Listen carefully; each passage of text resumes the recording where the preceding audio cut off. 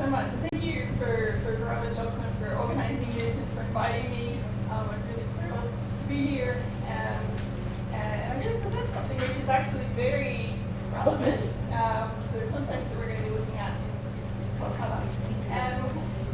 So I hope Martin would at least find the topic interesting, maybe not the execution of it, but at least the topic, I think, he was always into topics that were a bit left of centre, so I think that's why he took me on as a student. Initially because I was like young and very naive and came up with all these crazy ideas, and he would always be like, huh, okay. But then obviously, you know, they would all fall apart because they weren't very good ideas anyway. So today I'm going to be talking about the street food and how we can think about making street food safer. So I don't think I need to motivate this topic too much for everybody here. So street vending is obviously a very large feature of urban areas. You just go outside here and you see street vendors everywhere, and they sell goods, and food sellers are obviously like a key component of this kind of street vending sector. Street food vendors are obviously very important for people that work and live in the city. They provide very cheap and affordable, nutritious meals. But again, as you probably are aware, the quality of these meals in terms from a food safety perspective is often variable, let's say. So indeed, a lot of foodborne diseases initiate from street food, and it's not difficult to see why. And so governments, and particularly governments in India, are very interested in improving this sector and making it safer and making it less of like a public health issue. So in this paper, we're looking at the reasons of why street food is currently in this equilibrium where it's not necessarily the safest thing to eat, and why millions of people actually get sick from eating street food. So if we think about just like a simple demand and supply of safe food, from the demand perspective, if consumers aren't demanding safer foods, like if they're perfectly happy with the quality of food that's being produced, then there's no inefficiency here. This is the equilibrium that the market that we have, and everyone's perfectly fine with that. But if consumers do value safe food and they are willing to pay more for higher quality, then why can't they find it in the market? Why is that they still continue to go to vendors where the quality is quite low? So we're going to be looking at this, why, or both, do consumers demand, or what is the consumer demand for safer food, and we're also going to be looking at conditional consumers demanding safer food. What are some of the reasons why vendors don't provide safer food? And we're going to be focusing specifically on the role of training and infrastructure. So we're going to be testing two hypotheses, and that's the fact that vendors lack the necessary infrastructure or they lack know-how. And so we're going to think of it as a field experiment, two treatment arms, where the first treatment arm, T1 vendors are provided with a set of sanitation related infrastructure, which can help them provide safer street food. And then the second arm is going to be an additional set of training on top of the infrastructure provision. So our context is in Kolkata. We're going to be working with three areas in Kolkata. We weren't unconstrained by the areas that we chose. We tried to select some areas that were somewhat diverse. So area number one is obviously the downtown area. Number two is more of a residential and somewhat poor area. And then the third sector that you see is sector 5, which is kind of more of the IT area. So there's a bit of a range in terms of the types of consumers and the types of vendors that you're going to see. So starting from the consumer demand side of things, how we're going to try and ascertain consumer demand and willingness to pay is through this what's called a discrete choice experiment, so a DCE. So we're going to try and quantify how much consumers are willing to pay for various various food options. So basically, you can think of it as that we ask a bunch of consumers some very boring and repetitive questions, where each question is a slightly varied version of the previous question. And we're going to use these questions to kind of look at how these slight variations change with price. So for example, we're going to have like one popular item that is common among street food markets. And then we're going to be focusing on 4 attributes that we're going to vary. So in this case, we're going to be looking at vendor hygiene, and the options are high and low. Kiosk hygiene, high and low. Distance, which is, we think, short, like immediately in front of you, and then 5-minute walk. And then we have some different prices.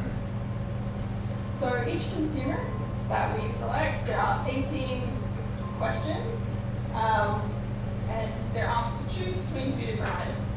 So for example, on the computer, I'd like to show you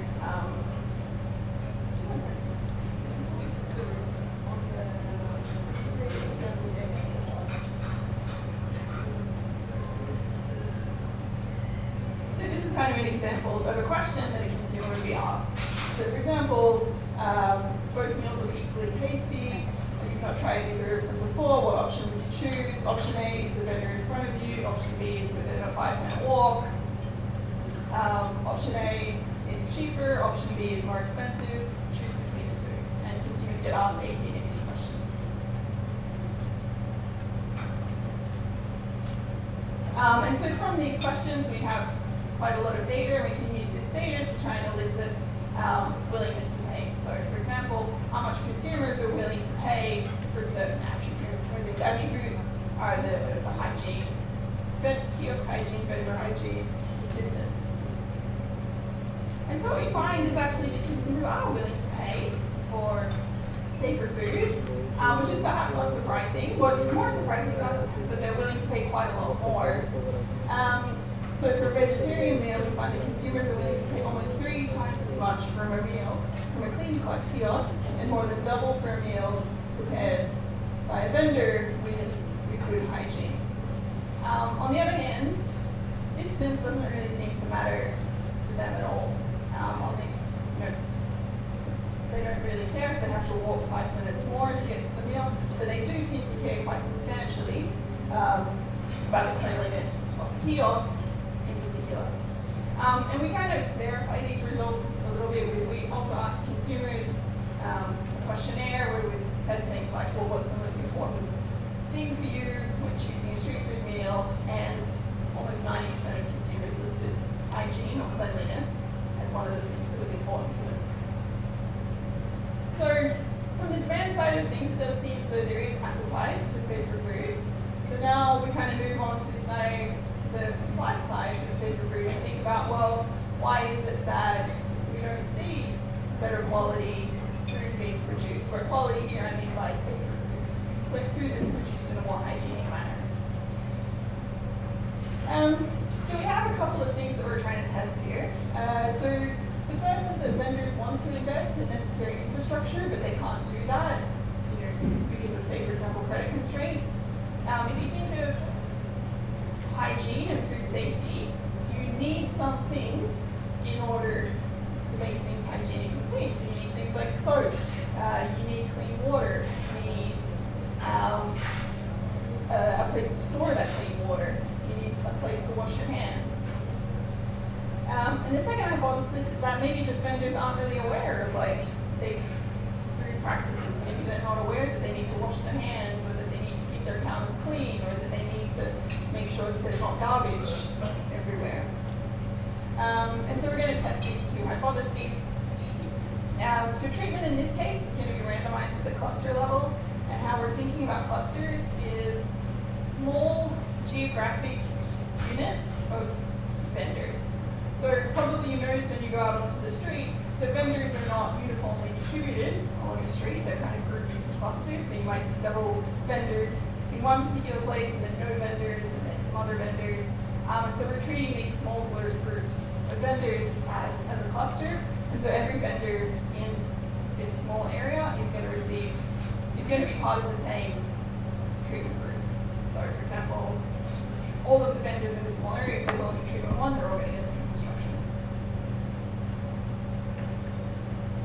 So in terms of the treatment itself, both T1 and T2 vendors receive a set of infrastructure that is related to safe food preparation.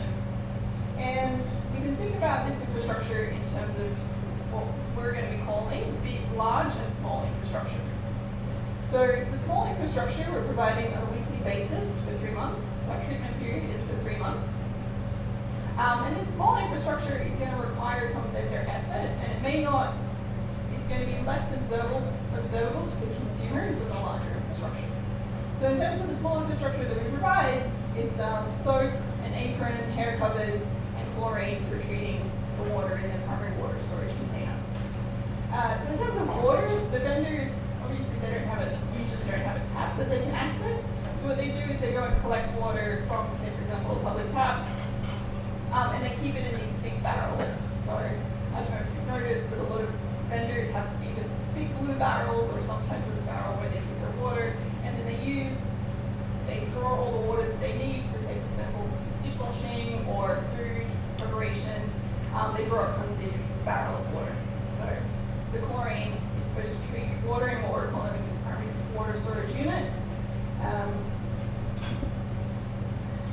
And then the other type of infrastructure that we provide is what we're calling large infrastructure, which are highly visible goods that serve mostly as replacements, and they have very low effort of use. So basically, the vendor just needs to have them in his kiosk, and then he's already using a water container, for example, and so what we're doing is we're providing a new water container that's going to be clean and not dirty. So in terms of the large visible goods that we provide, it's a hand washing station, so like a place that has like a tap, so you can put like some water on top, and then you turn the tap, and there's a place for soap, wash your hands.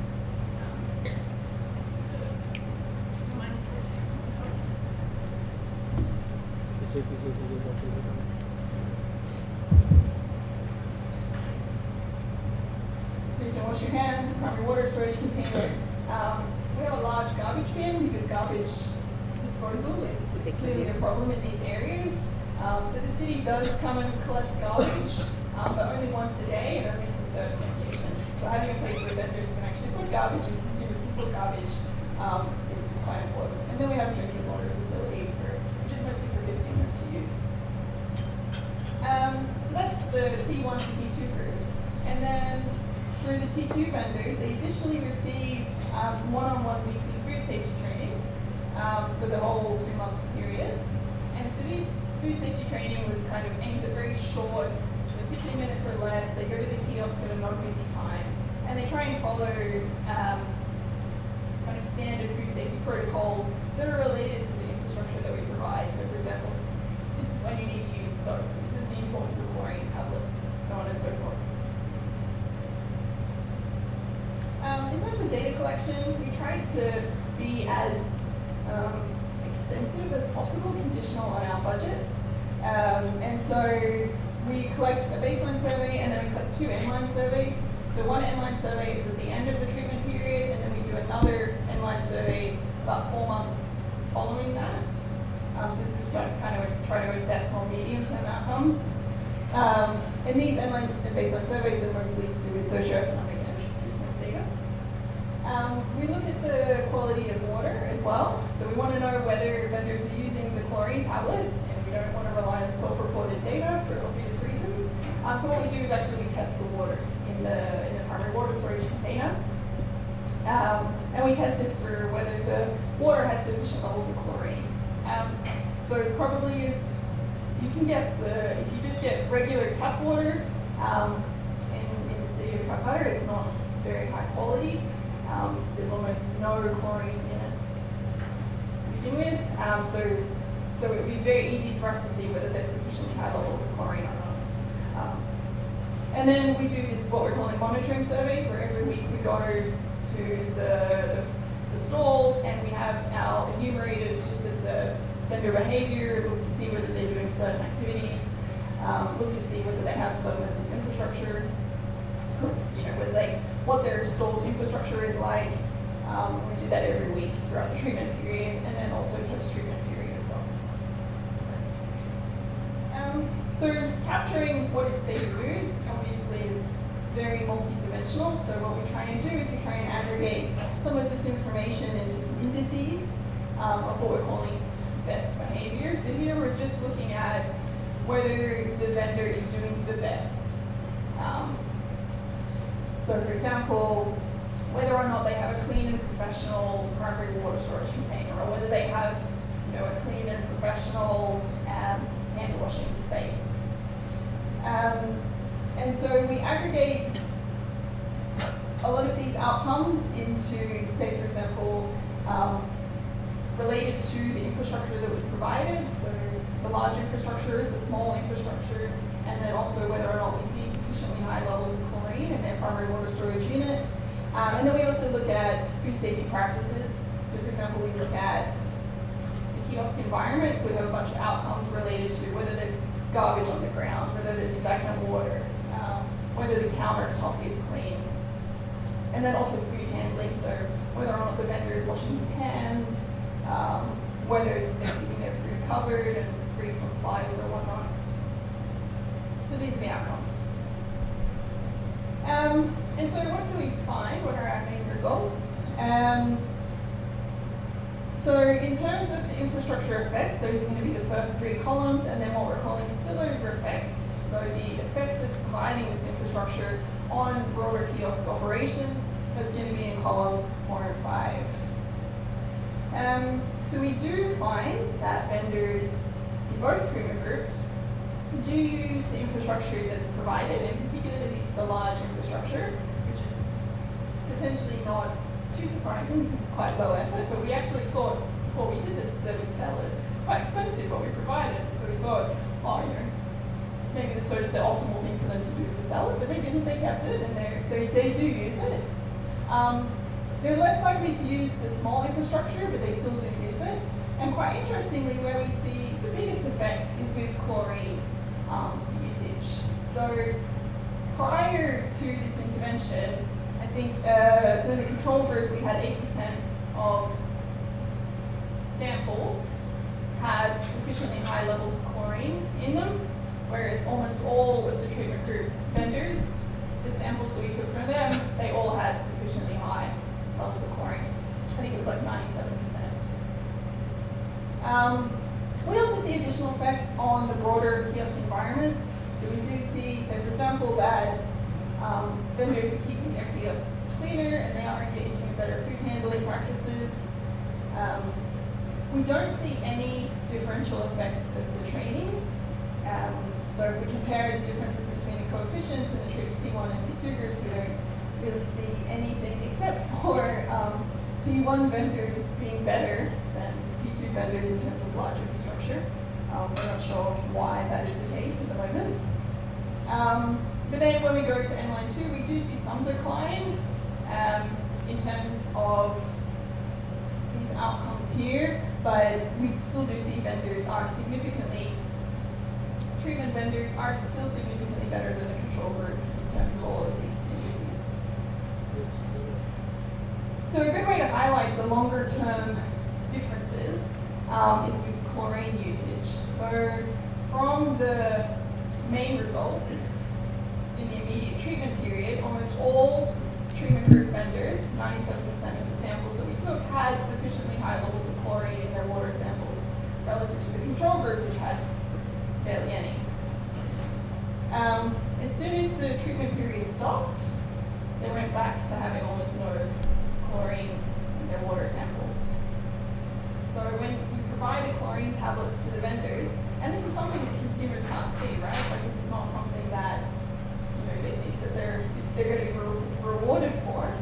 That they did, almost all of them did use the chlorine tablets when they were provided, and then they immediately stopped using it after they were provided, even though we provided them with instructions on where to get the chlorine tablets and how to use them and how much it cost. Basically, they said they didn't have time and it wasn't important to them. So we know that consumers demand safer, or they would like to see safer food. So do they put their money where they're do we see them actually recognizing some of these differences and rewarding treatment group vendors. And we do see that. We do see that treatment group vendors have higher profits and higher customer numbers. And this is even true in the 6-month follow-up period. The effects are a bit small, so they're only 6% more customers and 7% higher profits. So this is maybe potentially why we don't see broader changes in the kiosk environment. But they're changes nonetheless. So it does support this idea that vendors do want, that consumers do want safer food, and that they are happy to pay, they're happy to go frequent vendors that do provide this. Interestingly, treatment vendors do not raise their prices, and this seems to be because prices are informally regulated in the street food market. It's an amazingly organized informal market. They're all part of a union, and they all negotiate with each other what prices they're going to charge. They'll coordinate. So where these increased profits are coming from is from increased customer numbers, and it doesn't seem that vendors are going to change their prices. And so why don't we kind of see a bigger, broader change? What are some other issues that potentially are a better way to go if we're trying to improve broader food safety? Credit doesn't seem to be a constraint. That's kind of what we naively came into thinking of, is that vendors don't have money and they would like to improve the quality of their stalls, but they're informal, they can't obtain credit. No, that doesn't seem to be the answer. Instead, the environment in which they operate is way more problematic. So this is obviously a very uncertain environment. It's full of theft. So if you notice the street food stalls, they leave everything in their stalls overnight. There's no kind of security, I guess. So theft is a huge reason why they don't want to invest in any major infrastructure or highly visible infrastructure products. And then more generally, they don't want to invest because their operation is so tenuous. So they don't have any formal licensing, despite legislation that's been passed saying that they should be licensed. And the municipality will often evict them just because they want their streets to be more beautiful. And if there's a street vendor that looks particularly unsightly, then they can evict them, and it's not really that much that the vendors can do. They're also subject to a lot of bribery and extortion. There's some very well set up systems. So for example, in Dalhousie, there's like a fixed rate that vendors pay to operate to the police. That's kind of informal. So just to kind of wrap up, the takeaway messages are that there does seem to be some demand from the consumer side, that they do want safer food, but vendors don't seem willing to provide it. There seems to be this kind of barrier in terms of information. I don't think vendors really fully understand the extent to which consumers want safer food. And so the policy implications, I think, here are, suppose you want to shift the market to a better equilibrium where you do have better food, better quality food. The municipality is particularly interested in moving vendors to locations, so creating these kind of safe vending zones. And so at least if consumers are not they're happy and willing to walk, then that could be one potential idea. But I think what's probably more interesting, at least to me, is reducing this asymmetry in terms of what consumers want and what vendors are providing. So, thank you.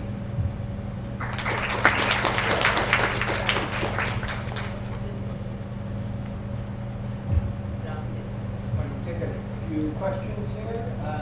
Any up? Back here? Come back.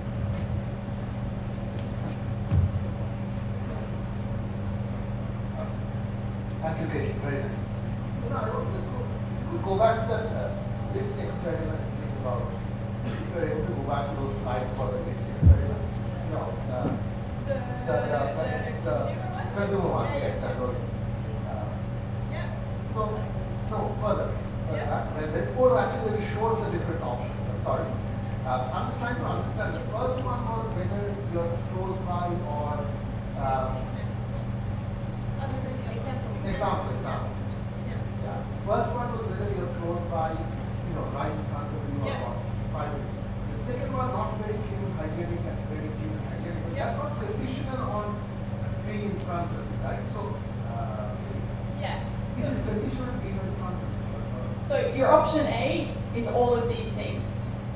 Oh, okay. Yeah. Yeah, I am. Sorry. And then option B is all of those things. And so you have to choose between these two. I'm sorry. Yeah. Yeah, I had just a question on, do you have a sense of what the relative differences between the two safe practices and unsafe practices in terms of actual safety of the food? Not so much about the willingness to pay and the appeal to the consumers, but just what difference did it make in terms of actual safety of the food that was being prepared? Yes, I have a short question. Who are the buyers? For instance, if poor are selling to the poor markets, that will be one set of outcomes. If poor are selling to the rich markets, like middle class market, there will be another set of outcomes. They will be feeling more incentivized when they are selling to the rich markets. And so whether that has been taken into consideration in the design. One more question behind you, Vinayak, and then we'll cover. So, is there any sense of heterogeneity in willingness to pay, or did you assume that sort of everybody has the same? Because see, even in Kolkata, in the Fuchka market, there are some that sell with regular water. There are others that sell with mineral water, bottled water. So it's this sort of different quality provision is already there in the market, and these come with different prices. So to say that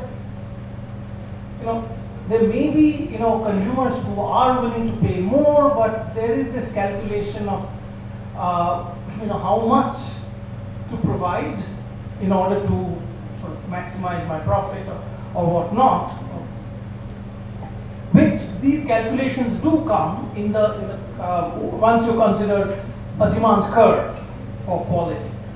But if you are thinking of just a single all consumers being homogeneous and they and this quality being a discrete thing, then you'll probably miss this